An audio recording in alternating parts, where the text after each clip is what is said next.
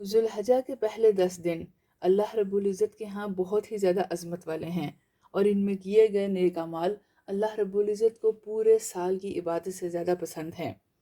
لیکن کچھ کام ان دنوں سے پہلے کرنے کے ہیں، جن میں سے ایک یہ ہے کہ رسول اللہ صلی اللہ علیہ وآلہ وسلم نے فرمایا، جس شخص کے پاس قربانی کا جانور ہو اور وہ اسے ذبح کرنے کا ارادہ رکھتا ہو تو جب ذوالحجہ کا چاند نظر آ جائے تو وہ اپنے بالوں اور ناخنوں میں سے کچھ بھی نہ کاٹے۔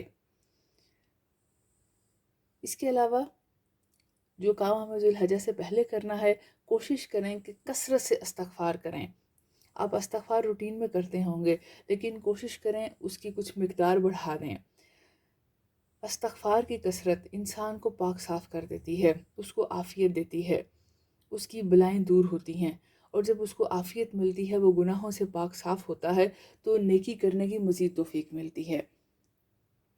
اس کے علاوہ اس عشرے کے لیے آپ عبادات کی پلاننگ کریں کہ ہم کیا کیا کریں گے، ایک چیک لسٹ تیار کریں۔ اللہ تعالیٰ ہمیں جو ہم چاہتے ہیں وہ ہمیں کرنے کی توفیق عطا فرمائیں، لیکن نامعلوم ہم وہ کر بھی سکیں گے یا نہیں۔ اگر آپ نے پہلے سے اس کی نیت کی ہوگی، اپنے ذہن میں سوچا ہوگا کہ میں نے یہ فلاں فلاں کام کرنے ہیں روزانہ، یا اس عشرے میں 1 مرتبہ یا اتنی مرتبہ یہ کام کرنا ہے، تو اللہ رب العزت ابھی سے نیت کرنے کا ثواب عطا فرمائیں گے۔ اس کے علاوہ جب وہ کام کیا جاتا ہے تو اللہ رب العزت اس کو پھر 10 گنا زیادہ بڑھا دیتے ہیں۔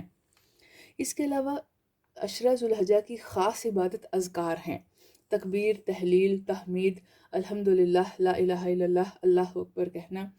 تو اپنے لیے اذکار کا ایک ٹائم فریم سیٹ کریں کہ میں نے اتنے سے اتنے بجے تک یہ پڑھنا ہے، جتنا آپ کا دل چاہے، آپ کے اپنے حساب سے ہے کہ آپ نے کتنا پڑھنا ہے۔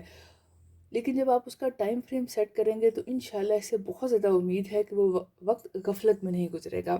کئی مرتبہ ہم پلاننگ کرتے ہیں کہ ہم یہ سب کچھ اتنا اتنا پڑھیں گے، لیکن کاموں میں مصروف ہو کر ہم اس کو چھوڑ دیتے ہیں، ہمیں بھول جاتا ہے۔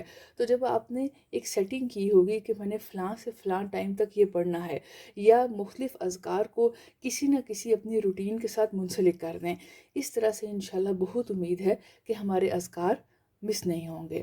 اللہ رب العزت ہمیں توفیق عطا فرمائیں، ہمیں زیادہ سے زیادہ اذکار پڑھنے کی توفیق دیں اور اس میں ہماری مدد فرمائیں۔ اس کے علاوہ آپ یہ کوشش کریں کہ عید بھی ظاہری بات ہے کہ 10 تاریخ کو آتی ہے، تو جتنے کام اس سے پہلے پہلے آپ مکمل کر سکتے ہیں کریں، تاکہ یہ 10 دن ہمارے تھکاوٹ میں یا پھر ایسے دنیا داری کے کاموں میں نہ گزر جائیں کہ ہم ان کا بھرپور اجر حاصل نہ کر سکیں۔ اللہ تعالیٰ ہمیں توفیق عطا فرمائیں۔